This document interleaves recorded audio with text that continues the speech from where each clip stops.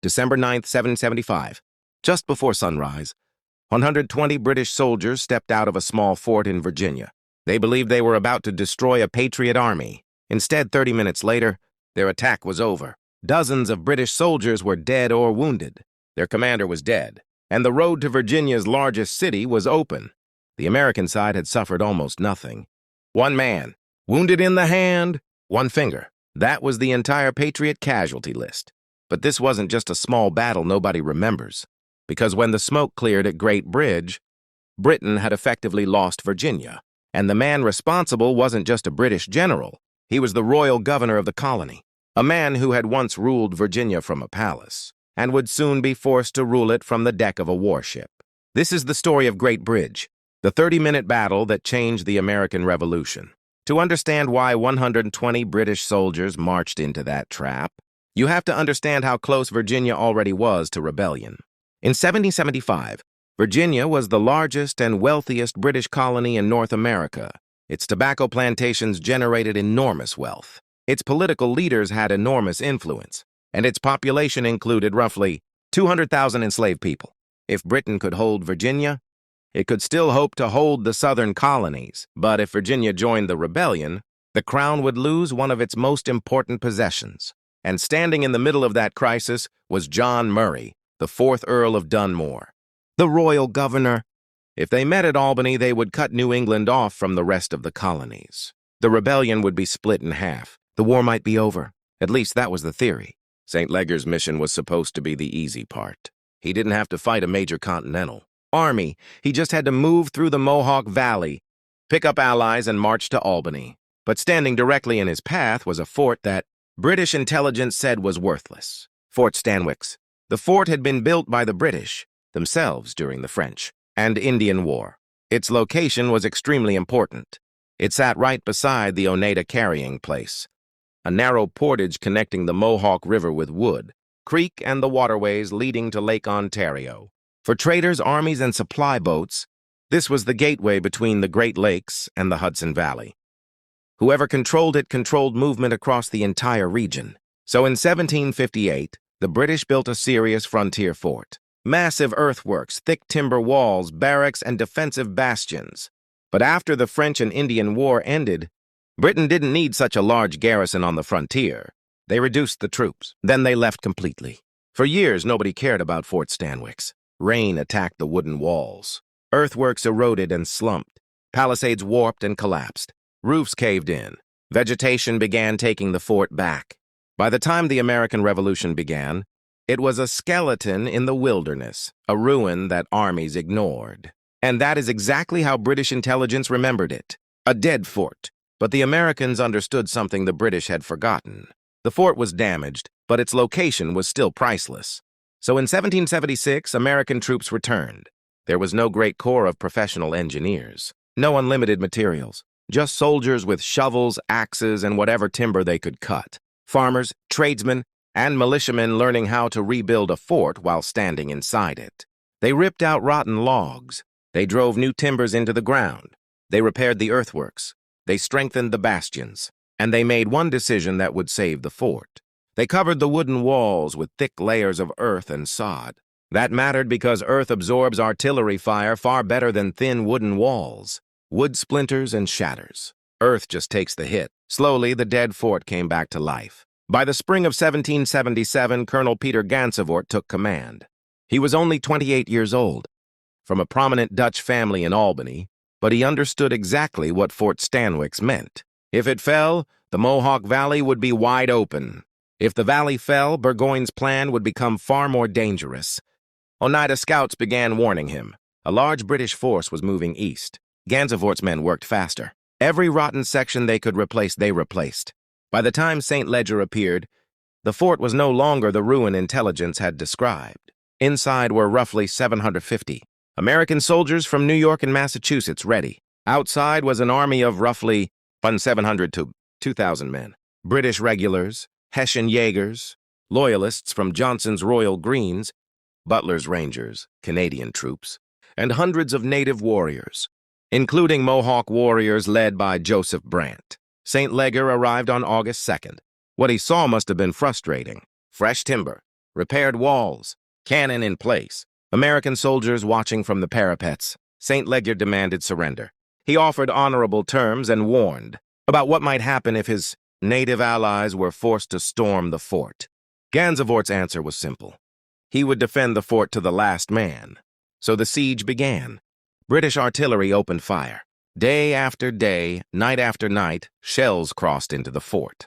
The bombardment was terrifying. It made sleep almost impossible. But there was a problem. The British guns were too light to destroy the reinforced earthworks. They could frighten the garrison, they could destroy stores, but they could not create the breach St. Leger needed. The sod-covered walls absorbed the punishment. The fort shook, but it stood. St. Leger tried to starve them out. He tried cutting off supplies. Again, the Americans held. And then inside those battered walls, something happened that became part of the legend. It was early August. Just weeks after Congress had adopted a new national flag with 13 stripes and 13 stars.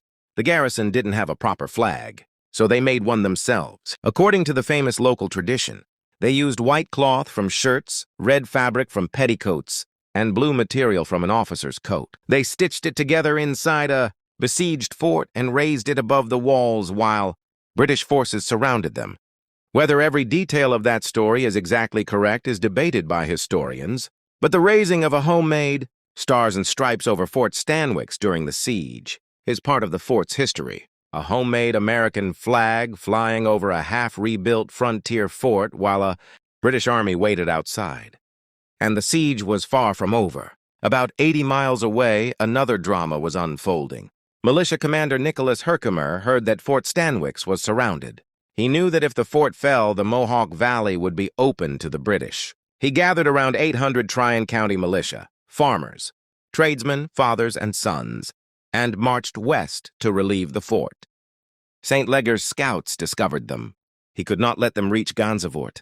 On August 6th, near Oriskany, the relief force walked into a carefully planned ambush.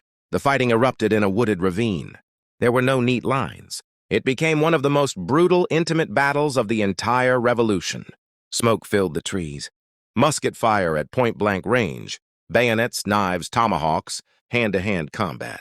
Neighbors fought neighbors. Loyalists fought patriots.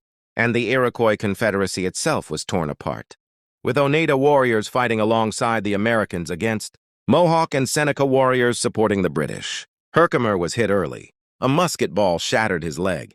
His men wanted to carry him to safety. He refused. They carried him to a large beech tree, propped him up, and he sat there with his broken leg beneath him, reportedly lighting his pipe and continuing to direct the battle for hours. The casualties on both sides were enormous. Herkimer's force was badly mauled. He would die from his wound 10 days later, on August 16th. But while that bloody battle raged miles away, the men inside Fort Stanwix saw a chance. Lieutenant Colonel Marinus Willett gathered around 250 men.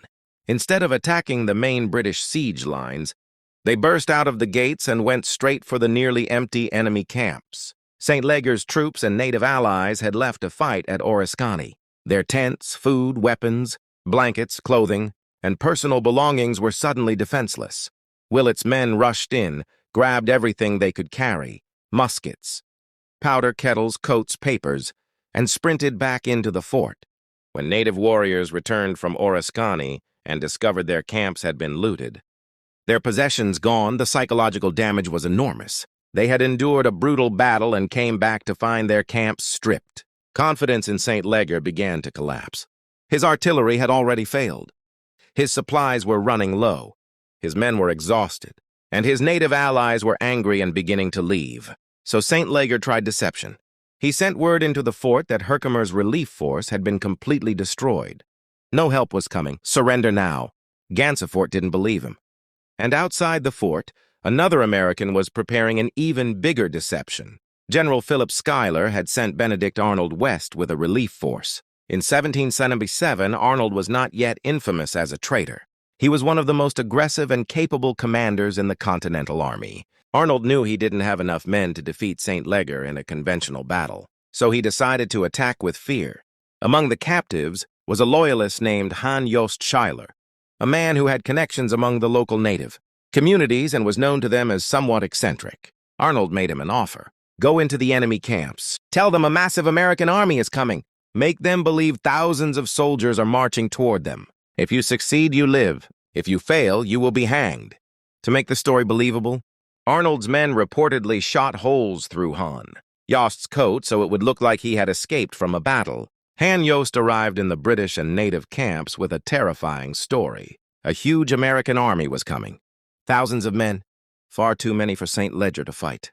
Then other messengers, sent by Arnold, appeared one after another, repeating the same story. The numbers grew in the telling. 3,000 Americans. An army as numerous as leaves on the trees. For native warriors who had already suffered heavy losses at Oriskany and lost their belongings in Willett's raid, this was the final blow. They had no reason to stay for a failing siege that now risked trapping them between the fort and a massive relief army. One group left, then another, then more. Some accounts say they took British supplies as they departed. St. Ledger's army, which had depended on his native allies, suddenly shrank. He was left with a small force, failing artillery, low supplies, and 750 Americans still behind those earth walls. On August 22nd, after roughly 20 days of siege, St. Ledger gave the order that must have been humiliating. Retreat. The army that had marched in expecting to capture a rotting ruin in 2 days was now fleeing through the wilderness back toward Canada. Fort Stanwix had survived, but the consequences reached far beyond that one fort. St. Ledger's failure meant he could not push through the Mohawk Valley. He could not reach Albany. He could not reinforce Burgoyne. Burgoyne's grand three-army plan was falling apart. Burgoyne continued south alone and was soon surrounded. 6 weeks later, at Saratoga, his entire army surrendered. That surrender changed everything. It convinced France that the Americans could actually win. France entered the war against Britain, and the American Revolution became a much larger international war. All of that traces back to an old fort in the wilderness. The British believed Fort Stanwix was weak because it was old. They saw decay and assumed weakness. But the Americans turned that forgotten ruin into a fortress of earth that artillery could not break. The British believed their intelligence was perfect. The Americans used false intelligence to destroy them. The British believed their native allies would stay. Those allies walked away. The British believed the siege would end in 2 days. It lasted 20 days and broke their campaign. Peter Gansevoort became a hero. Nicholas Herkimer became a symbol of sacrifice. Marinus Willett became famous for his daring raid. The British marched into the wilderness expecting to destroy a rotting fort. Instead, the rotting fort helped destroy their invasion, because sometimes the most dangerous enemy is the one you underestimate. And sometimes the place everyone has forgotten is exactly the place that changes history. Fort Stanwix was supposed to be dead. Instead, it became one of the reasons the British campaign of 1777 died.